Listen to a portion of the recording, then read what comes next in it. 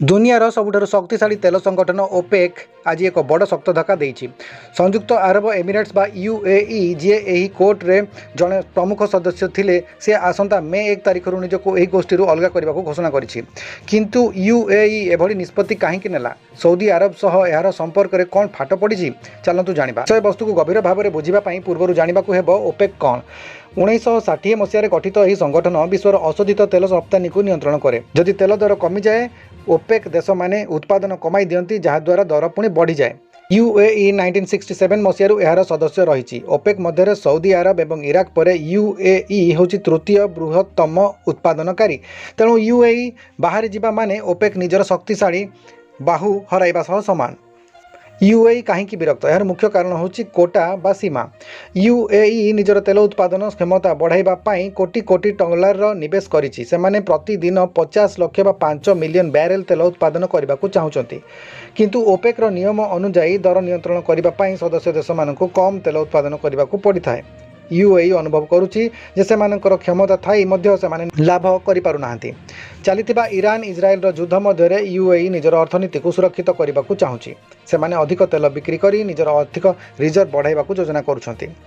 दिने सऊदी अरब और यूएई सबुठारु भल बंधु थिले, किंतु एबे दुई देश मध्य अर्थनैतिक प्रतिद्वंद्विता बढ़ी।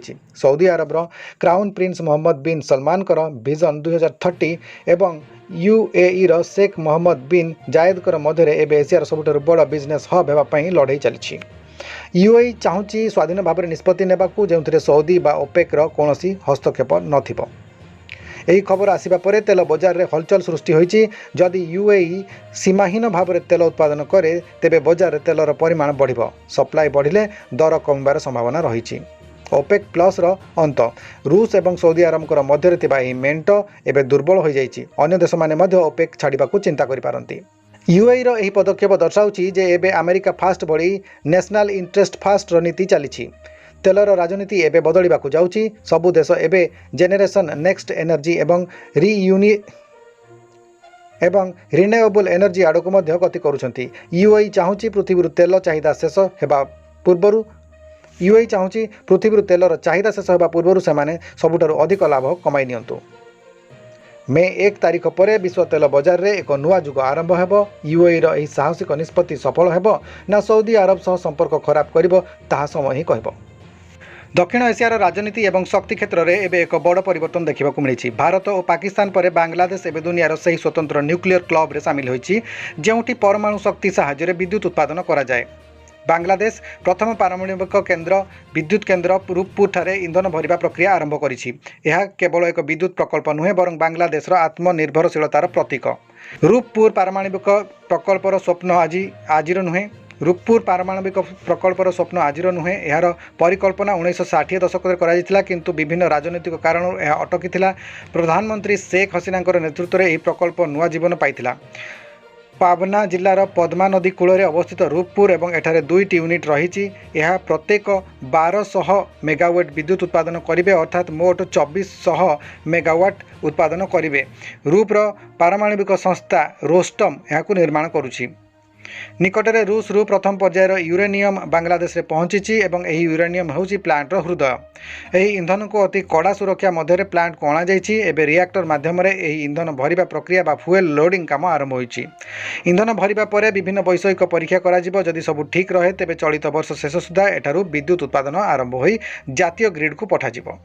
एही प्रकल्प रे भारत एक गुरुत्वपूर्ण भूमिका रही, जहाँ अनेक लोक जानती नहीं। भारत रूस और बांग्लादेश मध्य एक चुक्ति होइछि। भारतीय कंपनी गुड़िक यह प्रकल्प पाई सिविल कंस्ट्रक्शंस एवं अण गुरुत्वपूर्ण जंत्रपाति जोगाई देइछन्ति। बांग्लादेश परमाणविक वैज्ञानिक एवं इंजीनियर मानक भारतर कुडानकुलम पारमाणविक केन्द्र में तालीम दि जाइछि। यह दर्शाउछि जे पड़ोशी देशर विकास रे भारत सबुबेले सहयोगी। पारमाणविक शक्ति कहले लोकंर मनरे प्रथमे भय आसे, चेर्नोबिल किंबा फुकुशिमा भली दुर्घटनार भय, किंतु रूपपुर प्लांट रे दुनियार सबुठारु आधुनिक सुरक्षा व्यवस्था व्यवहार करा जाइछि। यह होछि रूस रो जेनेरेशन 3+ टेक्नोलोजी। एथिरे पैसिव सेफ्टी सिस्टम रही, जहाँ विद्युत कटिले मध्य स्वयंचालित भाव में रिएक्टर को ठंडा करि परिबो। पद्मा नदीर पानी को ठंडा करिबा पई व्यवहार करा जिवो, किंतु परिवेशर कोनोसी क्षति न पहुंचाइबा पई अनेक पदक्षेप निया जाइछि।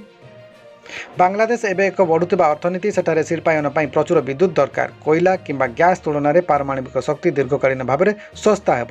ଏହା ଏକ ସ୍ୱଚ୍ଛ ଶକ୍ତି ବା କ୍ଲିନ୍ ଏନର୍ଜି। ଏହାଦ୍ୱାରା ବାଂଲାଦେଶର କାର୍ବନ ନିର୍ଗମନ ହ୍ରାସ ପାଇବ ଏବଂ ଏହି ପ୍ରକଳ୍ପ ଦ୍ୱାରା ହଜାର ହଜାର ସ୍ଥାନୀୟ ଲୋକଙ୍କୁ ପ୍ରତ୍ୟକ୍ଷ ଏବଂ ପରୋକ୍ଷ ଭାବରେ ନିଯୁକ୍ତି ମିଳିବ। ପାର୍ସିଆନ୍ ଗଲ୍ଫରେ ବିଶ୍ୱର ସବୁଠାରୁ ଗୁରୁତ୍ୱପୂର୍ଣ୍ଣ ସାମୁଦ୍ରିକ ମାର୍ଗରେ ପୁଣି ଥରେ ମୁହାଁମୁହିଁ ହୋଇଛନ୍ତି ଦୁଇ ପାରମ୍ପରିକ ଶତ୍ରୁ ଆମେରିକା ଏବଂ ଇରାନ। ଆମେରିକାର ଶକ୍ତିଶାଳୀ ଯୁଦ୍ଧ ଜାହାଜ USS ରାଫାଏଲ୍ ପେରାଲ୍ଟା ଏବଂ ଇରାନର ତେଲ ଟ୍ୟାଙ୍କର MT ଷ୍ଟ୍ରିମ୍କୁ ଅଟକାଇଛି। ଏହା କେବଳ ଏକ ଟ୍ୟାଙ୍କର ଜବତ ଘଟଣା ନୁହେଁ, ବରଂ ଏହା ଏକ ବଡ଼ ସାମରିକ ଚେତାବନୀ। ତେବେ ଘଟଣାଟି ଘଟିଛି ପାର୍ସିଆନ୍ ଗଲ୍ଫର ରଣନୈତିକ ଜଳଭାଗରେ। ଆମେରିକୀୟ ନୌସେନା ମୁତାବକ ଇରାନ ଟ୍ୟାଙ୍କ MT ଷ୍ଟ୍ରିମ୍ ବେଆଇନ ଭାବରେ ତେଲ ପରିବହନ କରୁଥିଲା। ଆମେରିକା ଲଗାଇଥିବା କଠୋର ପ୍ରତିବନ୍ଧକକୁ ଏଡ଼ାଇ ଯିବା ପାଇଁ ଇରାନ ଏହି ଉଦ୍ୟମ କରୁଥିବା ବେଳେ ଧରାପଡ଼ିଛି। USS ରାଫାଏଲ୍ ପେରାଲ୍ଟା ଏହା ହେଉଛି ଆମେରିକାର ଏକ Arleigh Burke class guided missile destroyer. ଏହି ଜାହାଜଟି ଅତ୍ୟାଧୁନିକ ରାଡାର ଏବଂ ମିସାଇଲ୍ ସିଷ୍ଟମରେ ସଜ୍ଜିତ। ଯେତେବେଳେ ଏହା ଇରାନୀ ଟ୍ୟାଙ୍କରକୁ ଘେରିଲା, ସେତେବେଳେ ସମୁଦ୍ର ମଝିରେ ସ୍ଥିତି ଅତ୍ୟନ୍ତ ଗମ୍ଭୀର ହୋଇପଡ଼ିଥିଲା। ଆମେରିକା ଏହାକୁ ଅନଲଫୁଲ୍ ବା ବେଆଇନ କହୁଥିବା ବେଳେ ଇରାନ ଏହାକୁ ସାମୁଦ୍ରିକ ଡକାୟତି ବୋଲି ଆଖ୍ୟା ଦେଇଛି। ଆସନ୍ତୁ ବୁଝିବା ଆମେରିକା କାହିଁକି ଏଭଳି କରୁଛି। ଇରାନର ପରମାଣୁ କାର୍ଯ୍ୟକ୍ରମ ଏବଂ ମଧ୍ୟପ୍ରାଚ୍ୟରେ ଏହାର ବଢ଼ୁଥିବା ଦାଦାଗିରିକୁ ରୋକିବା ପାଇଁ ଆମେରିକା ଇରାନର ତେଲ ରପ୍ତାନି ଉପରେ କଟକଣା ଲଗାଇଛି। ଇରାନର ଅର୍ଥନୀତିର ମେରୁଦଣ୍ଡ ହେଉଛି ତେଲ। ଯଦି ତେଲ ବିକ୍ରି ବନ୍ଦ ହୋଇଯାଏ, ତେବେ ଇରାନ ଦୁର୍ବଳ ହୋଇଯିବ। ଏହା ହିଁ ୱାଶିଂଟନର ରଣନୀତି। କିନ୍ତୁ ଇରାନ ମଧ୍ୟ ଚୁପ୍ ରହିବାର ପାତ୍ର ନୁହେଁ। ସେ ସର୍ବଦା ନୂଆ ନୂଆ ଗୁପ୍ତ ରାସ୍ତା ଦେଇ ତେଲ ବିକ୍ରି କରିବାକୁ ଚେଷ୍ଟା କରେ। USS ରାଫାଏଲ୍ ପେରାଲ୍ଟାର ଏହି କାର୍ଯ୍ୟାନୁଷ୍ଠାନ ସ୍ପଷ୍ଟ କରୁଛି ଯେ ଆମେରିକା ଏବେ ଜିରୋ ଟଲରେନ୍ସ ନୀତି ଆପଣେଇଛି। ସେମାନେ ଚାହାନ୍ତି ନାହିଁ ଯେ ଇରାନରୁ ଗୋଟିଏ ଟୋପା ତେଲ ମଧ୍ୟ ବାହାରକୁ ଯାଉ। ଏହି ଘଟଣାର ପ୍ରଭାବ କେବଳ ପାର୍ସିଆନ୍ ଗଲ୍ଫରେ ସୀମିତ ନାହିଁ। ଇସ୍ରାଏଲ ସର୍ବଦା ଆମେରିକାର ଏହି ପଦକ୍ଷେପକୁ ସମର୍ଥନ କରିଆସିଛି। ଇରାନ ଦୁର୍ବଳ ହେଲେ ଇସ୍ରାଏଲ ନିଜକୁ ଅଧିକ ସୁରକ୍ଷିତ ମନେ କରେ। ଅନ୍ୟପଟେ ରୁଷ ଏବଂ ଚୀନ ଇରାନର ବଡ଼ ବ୍ୟାପାରିକ ସହଯୋଗୀ ଏବଂ ଆମେରିକାର ଏହି ଦାଦାଗିରିକୁ ସେମାନେ ବିରୋଧ କରୁଛନ୍ତି। ପୁଟିନ ଏବଂ ଜିନପିଙ୍ଗ ଏହାକୁ ଅନ୍ତର୍ଜାତୀୟ ନିୟମ ଉଲ୍ଲଂଘନ କରିବା ବୋଲି କହିଛନ୍ତି। ଯଦି ଇରାନ ପ୍ରତିଶୋଧ ପରାୟଣ ହୋଇ ହରମୁଜ ପ୍ରଣାଳୀ ବା ଷ୍ଟ୍ରେଟ୍ ଅଫ୍ ହରମୁଜକୁ ବନ୍ଦ କରିଦିଏ, ତେବେ ବିଶ୍ୱର ପ୍ରାୟ 20% ତେଲ ଯୋଗାଣ ସମ୍ପୂର୍ଣ୍ଣ ବନ୍ଦ ହୋଇଯିବ। ଏହାର ଅର୍ଥ ହେଉଛି ବିଶ୍ୱରେ ଏକ ଭୟଙ୍କର ତେଲ ସଙ୍କଟ ଦେଖାଯିବ। ସେଣ୍ଟ ପିଟର୍ସବର୍ଗରେ ରୁଷିଆର ରାଷ୍ଟ୍ରପତି ଭ୍ଲାଦିମିର ପୁଟିନ ଏବଂ ଇରାନର ବୈଦେଶିକ ମନ୍ତ୍ରୀଙ୍କ ମଧ୍ୟରେ ହୋଇଥିବା ସାକ୍ଷାତକାରର ପୁରା ପଶ୍ଚିମ ଦେଶଗୁଡ଼ିକର ନିଦ ହଜାଇ ଦେଇଛି। ପୁଟିନ ସ୍ପଷ୍ଟ କରିଛନ୍ତି ଯେ ଆମେରିକା ସହ ସଂଘର୍ଷ ଜାରି ରଖିଥିବା ଇରାନକୁ ରୁଷ ସବୁ ପ୍ରକାର ସାମରିକ ଏବଂ କୂଟନୈତିକ ସହାୟତା ଯୋଗାଇ ଦେବ। କିନ୍ତୁ ପ୍ରଶ୍ନ ଉଠୁଛି, ପୁଟିନ ଏବେ କାହିଁକି ଏତେ ବଡ଼ ଘୋଷଣା କଲେ? ସେଣ୍ଟ ପିଟର୍ସବର୍ଗରେ ହୋଇଥିବା ଏହି ବୈଠକରେ କେବଳ ଏକ ସାଧାରଣ ଆଲୋଚନା ହୋଇନଥିଲା। ଇରାନର ବୈଦେଶିକ ମନ୍ତ୍ରୀ ସୟେଦ ଆବ୍ବାସ ଆରାଗଚି ମସ୍କୋର ସମର୍ଥନକୁ ଫାର୍ମ ବା ଅଟଳ ବୋଲି ବର୍ଣ୍ଣନା କରିଛନ୍ତି। ରୁଷ ପକ୍ଷରୁ ଇରାନକୁ ଅତ୍ୟାଧୁନିକ ପ୍ରତିରକ୍ଷା ପ୍ରଣାଳୀ ଏବଂ ସୁଖୋଇ 35 ଭଳି ଯୁଦ୍ଧ ବିମାନ ଦେବା ନେଇ ଚର୍ଚ୍ଚା ଜୋର ଧରିଛି। ମିଳିତ ଜାତିସଂଘ ସୁରକ୍ଷା ପରିଷଦରେ ଇରାନ ବିରୁଦ୍ଧରେ ଆସୁଥିବା ଯେକୌଣସି ପ୍ରସ୍ତାବକୁ ରୁଷ ଭିଟୋ ପ୍ରୟୋଗ କରି ଅଟକାଇବ ବୋଲି ପ୍ରତିଶ୍ରୁତି ଦେଇଛି। ବିଶ୍ୱ ତୈଳ ବଜାରରେ ଆମେରିକାର ପ୍ରଭାବ କମାଇବା ପାଇଁ ଦୁଇ ଦେଶ ମିଳିତ ରଣନୀତି ପ୍ରସ୍ତୁତ କରୁଛନ୍ତି। ବର୍ତ୍ତମାନ ସମୟରେ ଆମେରିକା ଏବଂ ଇରାନ ମଧ୍ୟରେ ସମ୍ପର୍କ ସବୁଠାରୁ ଖରାପ ସ୍ଥିତିରେ ଅଛି। ଇସ୍ରାଏଲ ହମାସ ଯୁଦ୍ଧ ପରଠାରୁ ଇରାନ ସମର୍ଥିତ ଗୋଷ୍ଠୀମାନେ ଆମେରିକାର ସ୍ୱାର୍ଥ ଉପରେ ଆକ୍ରମଣ କରୁଛନ୍ତି। ଏହି ସମୟରେ ପୁଟିନଙ୍କର ଏହି ସମର୍ଥନ ଇରାନର ସାହସକୁ ଦ୍ୱିଗୁଣିତ କରିଛି। ବିଶେଷଜ୍ଞମାନେ କହୁଛନ୍ତି ଯେ ରୁଷ ଏବେ ୟୁକ୍ରେନ୍ ଯୁଦ୍ଧରେ ବ୍ୟସ୍ତ ଅଛି ଏବଂ ତାକୁ ଇରାନ ପାଖରୁ ଡ୍ରୋନ୍ ଏବଂ ମିସାଇଲ୍ ମିଳୁଛି। ବଦଳରେ ରୁଷ ଇରାନକୁ ପାଶ୍ଚାତ୍ୟ ପ୍ରତିବନ୍ଧକରୁ ରକ୍ଷା କରୁଛି। ଏହା ଏକ ଗିଭ୍ ଆଣ୍ଡ ଟେକ୍ ବା ଦିଅ ଏବଂ ନିଅର ନୀତି। ଯେତେବେଳେ ଆମେରିକା ରୁଷକୁ ଅଲଗା କରିବାକୁ ଚେଷ୍ଟା କରୁଛି, ସେତେବେଳେ ପୁଟିନ ଇରାନ, ଚୀନ ଏବଂ ଉତ୍ତର କୋରିଆକୁ ନେଇ ଏକ ନୂଆ ଆକ୍ସିସ୍ ପାୱାର ତିଆରି କରୁଛନ୍ତି। ପୁଟିନଙ୍କର ଏହି ପଦକ୍ଷେପ କେବଳ ରାଜନୀତିରେ ସୀମିତ ନୁହେଁ, ଏହାର ପ୍ରଭାବ ଆପଣଙ୍କର ପକେଟ୍ ଉପରେ ମଧ୍ୟ ପଡ଼ିବ। ରୁଷ ଏବଂ ଇରାନ ହେଉଛନ୍ତି ବିଶ୍ୱର ଦୁଇଟି ବଡ଼ ତୈଳ ଏବଂ ଗ୍ୟାସ୍ ରପ୍ତାନିକାରୀ ଦେଶ। ଏହି ଦୁଇ ଦେଶ ଆମେରିକା ବିରୋଧରେ ଶକ୍ତିକୁ ଏକ ଅସ୍ତ୍ର ଭାବରେ ବ୍ୟବହାର କରନ୍ତି। ତେବେ ବିଶ୍ୱରେ ପେଟ୍ରୋଲ ଏବଂ ଡିଜେଲର ଦର ଆକାଶ ଛୁଆଁ ହେବ। ସେଣ୍ଟ ପିଟର୍ସବର୍ଗ ବୈଠକ ପରେ ଗ୍ଲୋବାଲ ମାର୍କେଟ ଅସ୍ଥିରତା ଦେଖାଦେଇଛି। ନିବେଶକମାନେ ଭୟ କରୁଛନ୍ତି ଯେ ଯଦି ଷ୍ଟ୍ରେଟ୍ ଅଫ୍ ହରମୁଜରେ ଉତ୍ତେଜନା ବଢ଼େ, ତେବେ ପୁରା ବିଶ୍ୱ ଏକ ବଡ଼ ଆର୍ଥିକ ମାନ୍ଦାବସ୍ଥାର ସମ୍ମୁଖୀନ ହୋଇପାରେ। ଭାରତ ପାଇଁ ଏହା ଏକ ବଡ଼ ଦ୍ୱନ୍ଦ୍ୱ। ପୁଟିନଙ୍କର ଏହି ଇରାନ ପ୍ଲେଜ୍ ସ୍ପଷ୍ଟ କରୁଛି ଯେ ରୁଷ ଏବେ ପଛକୁ ହଟିବା ମୁଡ୍ରେ ନାହିଁ।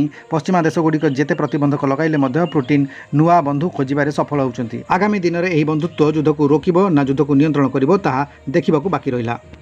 ଆମେରିକା ଏବଂ ବ୍ରିଟେନ୍ ମଧ୍ୟରେ ଥିବା ସ୍ପେସିଆଲ୍ ରିଲେସନସିପ୍ ବହୁ ପୁରୁଣା। ଶେଷ ଥର ପାଇଁ 1991ରେ ରାଣୀ ଏଲିଜାବେଥ ଆମେରିକା କଂଗ୍ରେସକୁ ସମ୍ବୋଧନ କରିଥିଲେ। ସେତେବେଳେ ସୁଦୂର ପ୍ରାଚ୍ୟରେ ଶୀତଳ ଯୁଦ୍ଧର ଅନ୍ତ ଘଟିଥିଲା। ଆଜି ପ୍ରାୟ 35 ବର୍ଷ ପରେ କିଙ୍ଗ ଚାର୍ଲସ ସେହି ସମାନ ମଞ୍ଚରେ ଛିଡ଼ା ହୋଇଛନ୍ତି। କିନ୍ତୁ ଦୁନିଆରେ ଆଜି ବହୁତ କିଛି ବଦଳି ଯାଇଛି। ବର୍ତ୍ତମାନ ୟୁକ୍ରେନ୍ ଯୁଦ୍ଧ, ମଧ୍ୟପ୍ରାଚ୍ୟରେ ଇରାନ ଏବଂ ଇସ୍ରାଏଲ ମଧ୍ୟରେ ତିକ୍ତତା ଏବଂ ଚୀନର ବଢ଼ୁଥିବା ପ୍ରଭାବ ମଧ୍ୟରେ ଏହି ଗସ୍ତର ମହତ୍ତ୍ୱ ବହୁଗୁଣିତ ହୋଇଯାଇଛି। ब्रिटेन और अमेरिका होउछन्ति नाटोर दुई प्रमुख स्तंभ। ईरान पक्षरु स्ट्रेट ऑफ हॉर्मुज बंद करबा नै चलीथिबा धमक एवं विश्व बजार रे तेल दर वृद्धि पाई उभय देश चिंतित। किंग चार्ल्स तांकर संबोधन में स्पष्ट करिसेंति जे गणतंत्र को रक्षा करबा पाई उभय देश एकाठी छिड़ा हेबा आवश्यक। आपण माने जानिथिबे जे किंग चार्ल्स बहु वर्ष धरी जलवायु सुरक्षा पाई स्वर उत्तोलन करि आसिचंती। अमेरिका कांग्रेस रे से सबुज शक्ति बा ग्रीन एनर्जी एवं परिवेश सुरक्षा पाई पुंजी निवेश करबा को आह्वान दैछंती। ब्रेक्सिट परे ब्रिटेन पाई अमेरिका सह एक दृढ़ वाणिज्यर चुक्ति करिबार अत्यंत आवश्यक होई पड़िछि। किंग चार्ल्स कर एही गस्त को दुई देश मध्य अर्थनैतिक बुझामणा को एक नूतन प्रगति प्रदान करिबो बोली जणा जाउछि। किंग चार्ल्स तांको भाषण में जो सब गुरुत्वपूर्ण कथा कहते से उपर नजर पकाइबा। से कहते आमे केवल इतिहास द्वारा नुहे बरं भविष्यर आह्वान द्वारा मध्य बंधा। से यूक्रेन एवं मध्यप्राच्य में शांति प्रतिष्ठा पाई मिलित उद्यम उपर जोर देछंती। सबुठार गुरुत्वपूर्ण कथा होची से आर्टिफिशियल इंटेलिजेंस एवं नूतन टेक्नोलोजीर सुरक्षित व्यवहार पाई एक विश्वस्तरीय नियमावली प्रस्तुत करने को प्रस्ताव देछंती। कूटनैतिक स्तर में देखा गले जड़े राजांकर उपस्थिति कौन राजनैतिक नेतांकर गस्त ठारू अधिक प्रभावशाली होता है। यह एक सॉफ्ट पावर प्रदर्शन जहाँ दुई देशर लोकों को एकाठी बांधि रखिबार साहाय्य करे। सरकारी तथ्य अनुसार 31 मार्च 2026 रे शेष होइतिबा आर्थिक वर्ष रे भारत एक नेट स्टील एक्सपोर्टर बा नीट इस्पात रप्तानीकारी देश रे परिणत होइछि।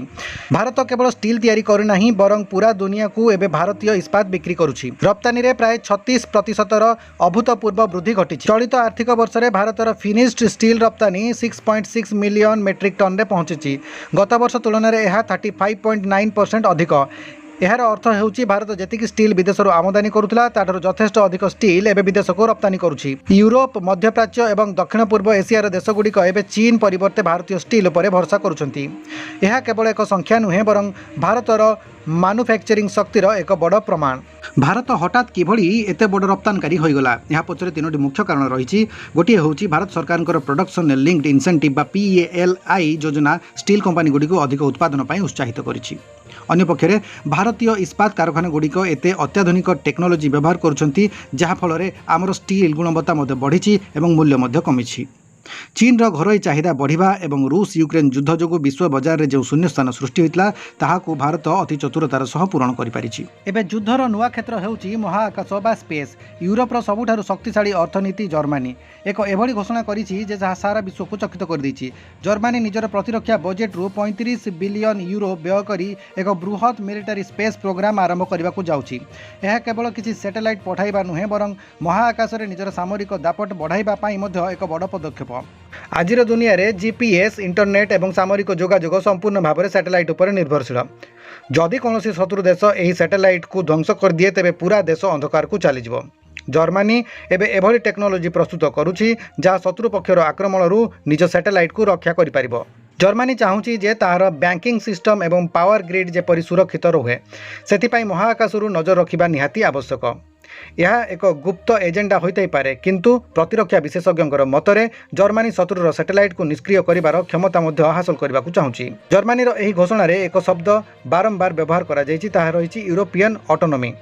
यार अर्थ होउछि यूरोपीय देश माने एबे महाआकाश प्रतिरक्षा पाई केवल अमेरिका उपर निर्भर करने को चाहूनाहांती। विगत किछि वर्ष धरी विश्व राजनीति में जो अस्थिरता देखा देइछि सेथिरु जर्मनी शिक्षा लाभ करिछि एवं से निजर सुरक्षा निजे करने को चाहूँगी। यूक्रेन युद्ध एवं अमेरिका रे बदलुथिबा सरकारी नीति यूरोप को निजर एक स्वतंत्र सामरिक शक्ति तैयारी करने को बाध्य करिछि। जर्मनी एबे यूरोपीय यूनियन रो महाआकाश नेतृत्व नेबाकू प्रस्तुत। दक्षिण कोरिया वर्तमान एक भयंकर जनसंख्या संकट दे गति करुछि। एठारे जन्महार सबुठारु कम एवं आयुष सबुठारु अधिक। 2050 सुधा दक्षिण कोरियार प्रति 2 जनकर मध्यरु जणे वृद्ध होइजिवे। लक्ष लक्ष वयस्क लोक एकाकी रहुछन्ति जहाँकु देखाशुना करबाकू परिवार किंबा सामाजिक कर्मींकर अभाव देखा देइछि। एही एकाकीपण केवल मानसिक जंत्रणा दिए नहीं बरं एहा द्वारा डिमेंटिया बा स्मृतिशक्ति ह्रास पाइबा भली समस्या देखा दिए। एही समस्यार समाधान पाई दक्षिण कोरिया सरकार AI को नियोजित करिसंति। तेबे एही टेक्नोलोजी किभली भाबरे काम करे। एही AI सिस्टम जड़े मनीष भली स्वाभाविक भाबरे कथबार्ता करिपारे। से पचारे जेजेमा आज आपण कौन जलखिया खाइले किंबा आपण गतकाली भलरे शोइथिले तो। कथबार्ता माध्यम AI बुझिबाकू चेष्टा करे जे व्यक्ति जनकर स्वास्थ्य किभली अछि। जदि कथबार्तारे कोनोसी अस्वाभाविकता बा द्वंद्व देखा जाए AI तुरंत स्थानीय प्रशासन बा मेडिकल टीम को सतर्क कराए। डिमेंटियार प्राथमिक लक्षण होछि कथा भूली जिबा किंबा शब्द चयन रे समस्या हेबा। AI बारंबार कथबार्ता करी एही परिवर्तन को खूब शीघ्र धरी पारे।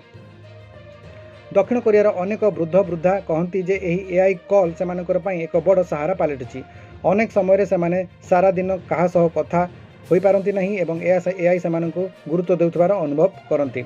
अवश्य मेसीन केबे मनुष्यर स्थान नहीं पारिबो नहीं, किंतु जेउठारे मनुष्य पहुंची पारु नहीं सेठारे एआई एक प्रशंसनीय भूमिका ग्रहण करुछि। यह केवल सेमानंकर सुरक्षित रखु नहीं बरं सेमानंकर मनरे बंचिबार एक नुआ आशा जग